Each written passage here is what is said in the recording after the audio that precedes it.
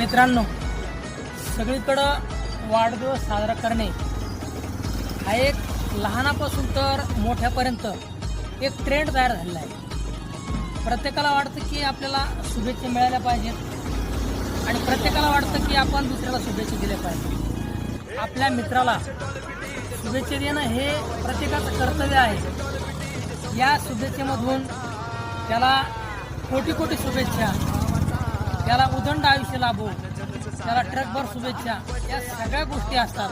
पण खरं तर असं वाटतं की वाढदिवस म्हणजे शुभेच्छांचा वर्षाव। हा वर्षाव म्हणजे केवळ आवळा देऊन पोहळा घेऊन, म्हणजे वाढदिवस साजरा झाला, शुभेच्छा दिल्या की ट्रकभर शुभेच्छांच्या उतरायसाठी मग आता वाढदिवस साजरा कोणत्या हॉटेलला करायचा,